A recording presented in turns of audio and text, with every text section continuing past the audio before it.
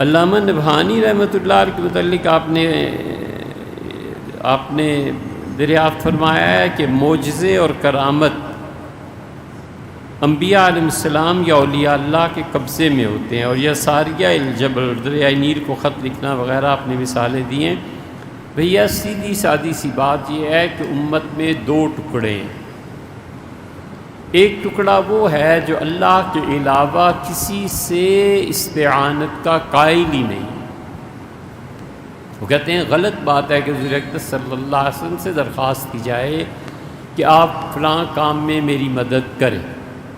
وہ کہتے ہیں یہ بات غلط ہے کہ سیدنا علی رضی اللہ عنہ کو مشکل کشا اس نیت سے کہا جائے کہ امیر المومنین رضی اللہ عنہ کی روح مبارکہ ہمارے مسائل کو حل کر دے گی۔ یہ پورا وہ گروہ ہے جس کے قائد شیخ الاسلام ابن تیمیہ رحمۃ اللہ علیہ، ابن قیم وغیرہ وغیرہ، یہ سب حضرات ہیں۔ اس لیے جب وہ انبیاء اور اولیاء اللہ رحمہم اللہ علیہ السلام کو با اختیار نہیں مانتے تو ان کا موقف یہ ہے کہ وہ کہتے ہیں کہ کرامت ولی کے قبضے میں نہیں اور معجزہ نبی کے قبضے میں نہیں ہے۔ اللہ تعالیٰ جب چاہیں کسی نبی علیہ السلام کا معجزہ ان کے ہاتھ پہ ان کے شرف، ان کی تکریم کافروں کو سمجھانے کے لیے اور مومنوں میں ازدیاد یقین کے لیے معجزہ دکھا دیتے ہیں کہ دیکھو اس ہستی کی کتنی قدر و قیمت ہے ہمارے ہاں، کہ اسباب اور وسائل میں جو تصور میں بھی سمجھ میں بھی نہیں آ سکتی چیز ہم نے اس پاک ہستی کے ہاتھ پہ ظاہر کر دی۔ جساس کی ایک اور بات یاد آ گئی، پھر آ جاتے ہیں واپس۔ جساس رحمۃ اللہ علیہ رؤیت باری تعالیٰ کے قائل نہیں ہیں، ٹھیک شیعہ اور معتزلہ کا مسلک ہے، اور سر سید احمد خان کا۔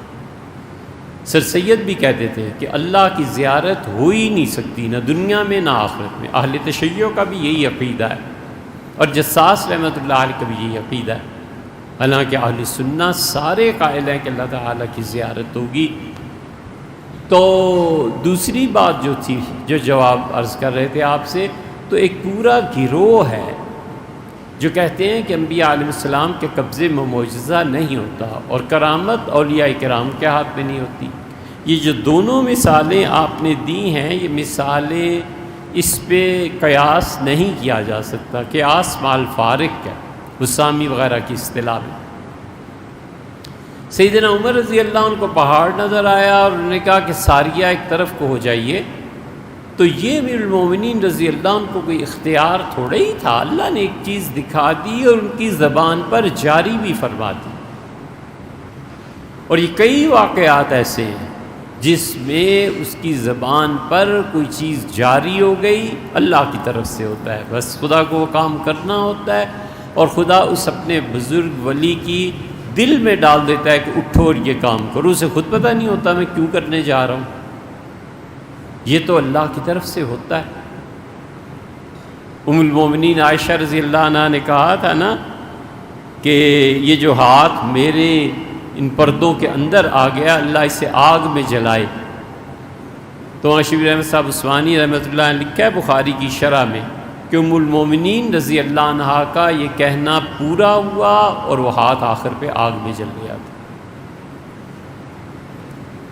تو کرامت تو ایسے ہے۔ اور دوسری جو آپ نے مثال دی ہے کہ دریائے نیل کو امیر المومنین رضی اللہ عنہ نے خط لکھا، یہ قصہ بہت سے لوگوں نے اگرچہ انکار کیا ہے، لیکن ابن کثیر نے البدایہ والنہایہ میں اس قصے کو نقل کیا ہے۔ یہ سیدنا عمر رضی اللہ عنہ کا اپنا اختیار تھا، انہوں نے کہا اللہ کے اختیار سے بہتے ہو تو بہتے رہو۔ یہ چیز ان کے دل میں اللہ کی طرف سے ڈالی گئی تھی کہ تدبیر کریں اور اس کے نتیجے میں نیل میں پانی آ جائے گا، یہ چیز ہے۔ تو اختیارات تو کسی کے بھی ثابت نہ ہوئے۔ اس سے ابن تیمیہ رحمۃ اللہ نے پورا زور اس بات پر لگا دیا ہے کہ اللہ کے علاوہ نہ کسی سے مدد مانگنی چاہیے اور نہ اللہ کے علاوہ کسی کے اختیار ہیں۔ شیخ نے تو یہاں تک چیلنج کیا ہے، وہ کہتے ہیں صحابہ کرام رضی اللہ عنہم اور تابعین رحمہم اللہ کے دور میں کبھی ایسے نہیں ہوا کہ کوئی ایک شخص بھی رسول اللہ صلی اللہ علیہ وسلم کی قبر شریف پہ حاضر ہوا ہو اور سوائے صلاۃ و سلام کے اس نے کبھی بھی یہ کہا ہو کہ اللہ کے رسول اس چیز میں مدد کریں. کہتے ہیں یہ ہوئے ہی نہیں کبھی. دوسرا گروہ جس میں قاضی ایاز ہیں، یہ شفا والے، ان کے شراح ہیں اور ان کے امام سبکی ہیں. پھر آگے چلے آئیں نیچے تو دیوبند اور بریلی. یہ بہت بڑا جملہ ہے. دیوبند والوں کو چاہیے کہ اپنے مسلک اور عقیدے کو واضح کریں. ان سب حضرات کا مسلک یہ ہے کہ حضور اقدس صلی اللہ علیہ وسلم سے مدد کی درخواست کی جا سکتی ہے. اب جب مدد کی درخواست کی جا سکتی ہے تو وہ جب درخواست ہوگی، اولیاء کرام اگر قبروں میں سنتے ہیں یہ درخواست منظور کر لیں گے تو پھر ان سے کرامت کا یا معجزے کا صدور ہوگا. یہ حضرت قاسم نانوتوی رحمۃ اللہ علیہ بھی لکھا ہے، بہت جگہ مل جائے گا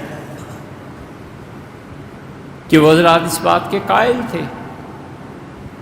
تو یہ دونوں طرف ہے، لیکن حقیقت یہ ہے کہ اللہ تعالیٰ نے انبیاء علیہ الصلوۃ والسلام کو یہ اختیار نہیں دیا کہ وہ معجزے کا صدور کر دیں، اور اولیاء کرام کو اللہ تعالیٰ نے اتنی طاقت نہیں دی کہ ان سے کرامت کا صدور ہو جائے. اللہ اپنے کسی فرشتے کو، کسی روح کو ان کی شکل میں بھیج دیتا ہے، وہ خواب میں آ جاتے ہیں، کبھی کبھی عالم بیداری میں بھی آ جاتے ہیں، اور آدمی ان سے پوچھتا بھی ہے کہ حضرت آپ تو کہتے ہیں میں معین الدین چشتی ہوں رحمہ اللہ، تمہاری مدد کے لیے آیا ہوں، میں اللہ کا فلاں نبی ہوں اور تمہاری مدد کے لیے آیا ہوں. یہ چیزیں وہ ظاہر میں دیکھتا ہے، وہ کہتا ہے مشائخ نے مدد کی، حالانکہ وہ اللہ ہی کی رحمت ہوتی ہے، یا کوئی فرشتہ ہوتا ہے، یا کوئی روح ہوتی ہے، اور یا خدا تعالیٰ اس کے اپنے لطائف میں سے کسی کو لطیفے کو بھیج دیتا ہے، یا اس کے شیخ کے لطائف میں سے کوئی لطیفہ متشکل ہو کے اپنے شیخ کی صورت میں آ جاتا. اس لیے عقیدے کی فکر کرنی چاہیے. بس جس کا عقیدہ ہے اسے چھوڑے اور اس پہ قائم رہے کہ اللہ کے علاوہ نہ کوئی مدد کرنے والا ہے، اور اللہ کے علاوہ نہ ہی کوئی انسان کو مصیبتوں سے بچانے والا اور نفع دینے والا.